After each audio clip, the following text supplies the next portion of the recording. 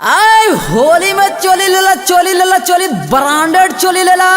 दूध चोली पर 4 बैगन फ्री खाइए और होली मनाइए।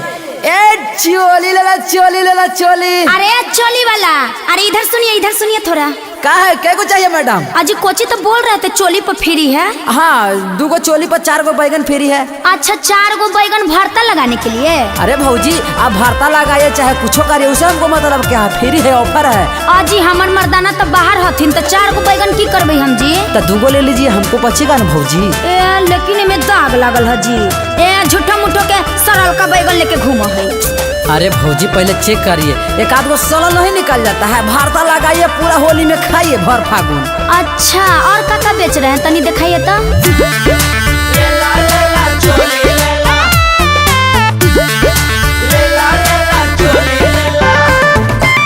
होली में चोली लेला, जोबन के खोली लेला, साया गमकावे खातिर फलन के गोली लेला। चोली लेला आज लेला मनावे वाला मानावा।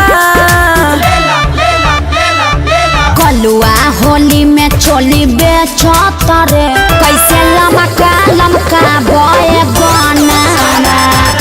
कलुआ होली में चोली बेचत रे, कैसे लमका बॉय गाना।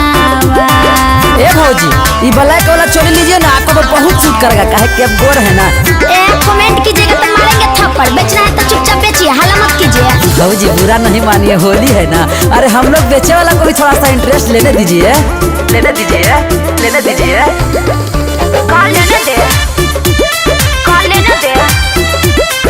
Music by Neha studio. आज 2 चोली पर 4 बैगन होली के ऑफर में दे रहे हैं। जिसका पिया परदेश है वो है आपसे ज्यादा ले रहे हैं। आए लाल पियर हरियर चोली ला हो। 2 चोली पर 4 बैगन होली के ऑफर में दे रहे हैं। जिसका पिया परदेश है वो है आपसे ज्यादा ले रहे हैं, समझे? पिया बारे तोहार लुधियाना। कलुआ होली में चोली बेचत रे, कैसे लमका बॉय गाना। कलुआ होली में चोली बेचत रे, कैसे लमका बॉय गाना। ए जी उधार दे दीजिए ना जी। ये बहुत उधार तो नहीं देंगे लेकिन बदली में देंगे। कौन चीज से जी? चाउर दाल से बदल देंगे। अब बैगन फ्री ऐसे दे रहे हैं। अरे बाप ओसे का होगा?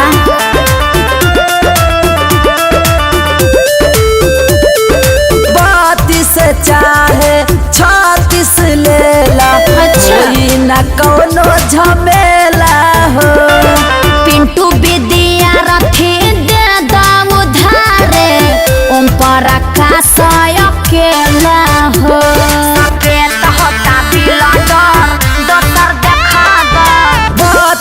चाहे 36 लेला, होखी न कोनो झमेला हो।